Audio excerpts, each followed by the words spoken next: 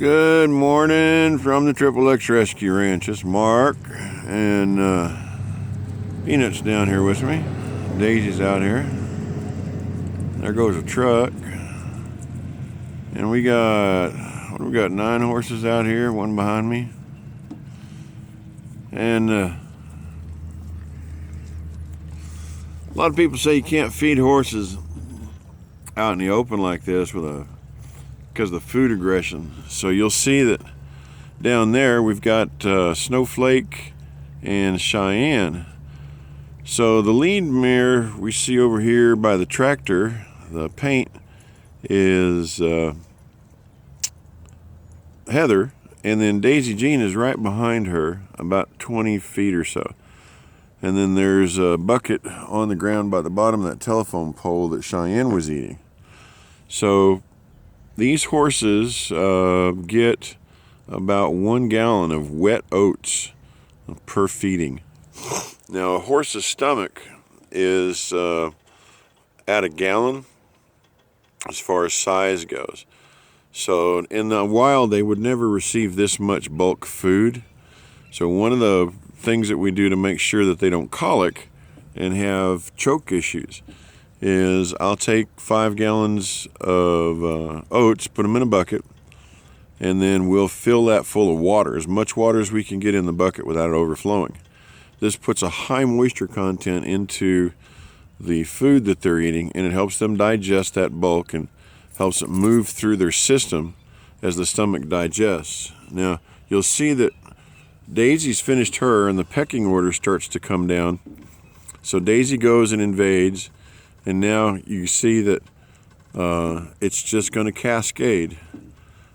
And then eventually what happens is here comes Foxy. She got pushed out. Okay. So what we do to make sure everybody gets, the right amount is we put an extra one of these bowls out. And that bowl's out behind me. And the issue is that gives that pushed off horse another area to go to, so that these guys will clean up and cascade, kind of domino down, and they'll fight over a little bit of food if they don't want to share. And so you'll see Daisy now, she's going to push off Cheyenne, and then Cheyenne will go push these 2 horses off, and then the pecking order just continues, and then she picks off there. Now, you'll notice back over here, Heather still hasn't gotten pushed off. She's finishing eating. And they'll do about 75% of their feed, and then they go start kicking each other. And once they get to about 75% of their feed down, they will migrate off of that, and they'll move out to gather other bulk, is basically what it is. And they'll push themselves off. But they've gotten the majority of the food, and now basically we just got scraps left in the buckets. So rather than pull them on into a pen and isolate them, we'll let them push off, and they will eat what they can, and then they'll push off to the other side. Now, here comes Bonnet. Now, Bonnet will go back, and she will start to patrol the rest of the food that's out there that's left by those horses that left that ate the 75%. So she's still going to get some more food. And as she goes, she'll clean up the rest of the buckets. And at the end, there won't be any waste. They'll pick it all up off the ground, and they'll make sure each bowl is cleaned out.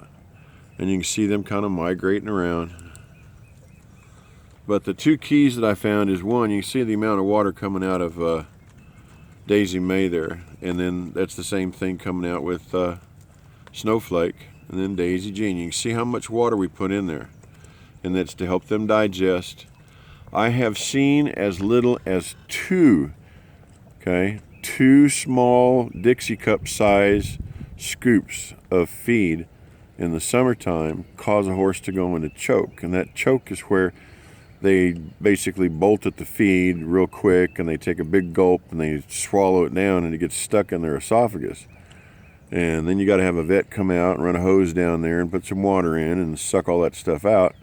or it may dislodge itself, over the next day or so, but it's not good on the horse. So what I found is I don't have any problems with the choke. I don't have any problems with the colicking issue. The high water content helps keep them hydrated and helps digest the food. And you'll notice that Heather's now over here on one of the lower ones. But you see what's happened? Everybody's gone back to feeding, and they're all feeding on individual positions now. So they've rifled around a little bit. Bonnet's gone over there to Heather's position. Heather's come down here to Awesome's position. And some of the ones in the middle have gone back to the middle position. And they'll clean up after each other until there's not a single grain of oats left. And then they'll go back to grazing on grass or whatever hay we lay out for them. But we don't feed them. I'm not feeding them sweet feed anymore because I've seen too many issues caused with the sweet feed. And the sweet feed is, obviously this is an owner's choice or a caretaker's choice. But what you're looking at is there's a really high sugar content in the sweet feed. And I have the really good opportunity to be able to work with several vets.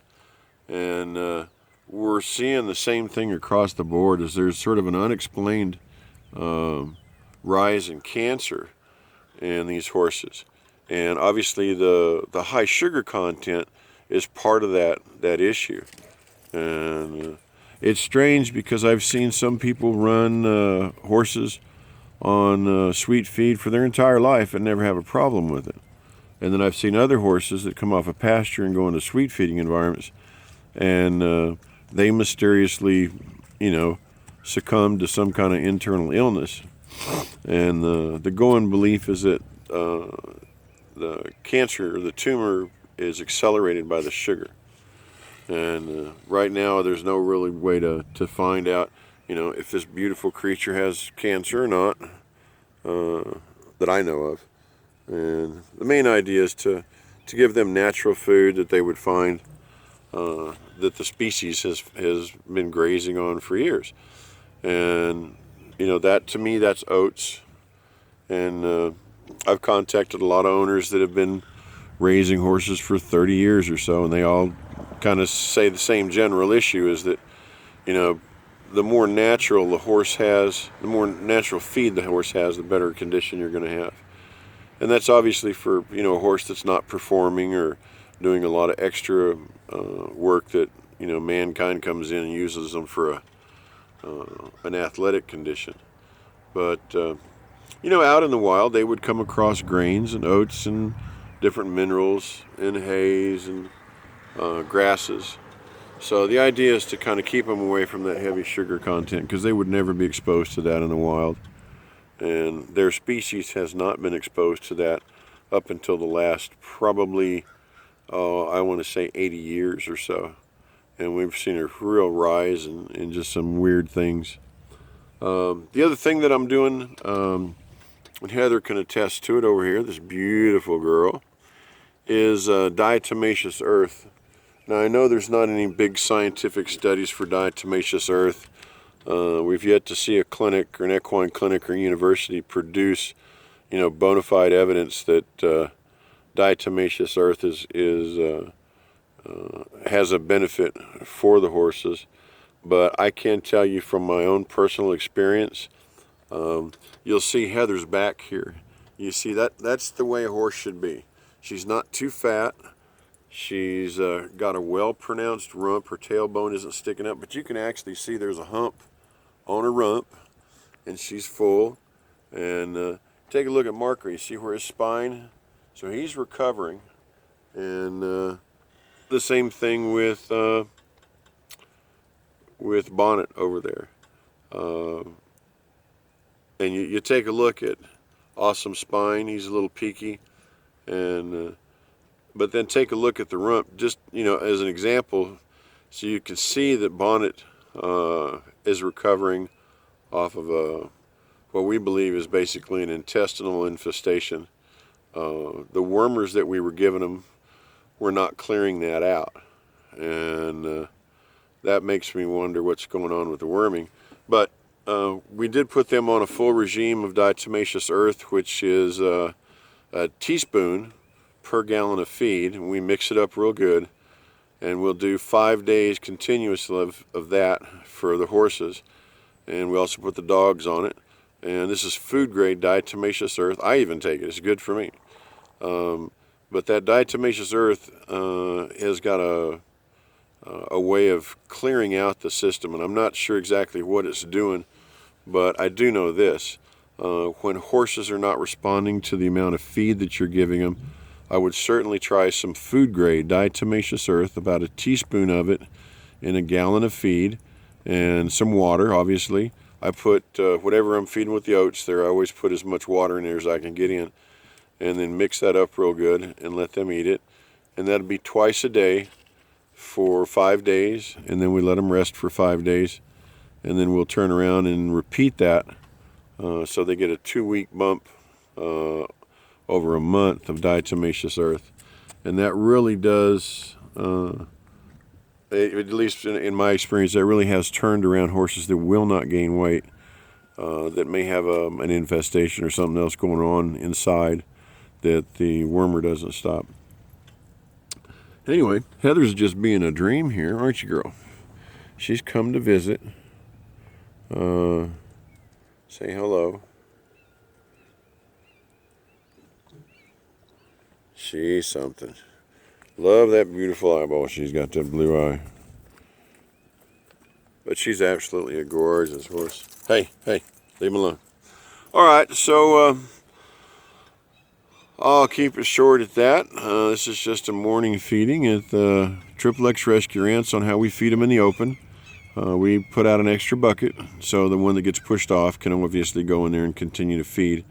And then everybody gets their basic munch quantity and some diatomaceous earth results that we've seen here. All right, well, this is Mark, and who is this? This is Heather, huh? And we're signing off from the XXX Rescue Ranch. Y'all have a wonderful day. Talk to you in a little bit.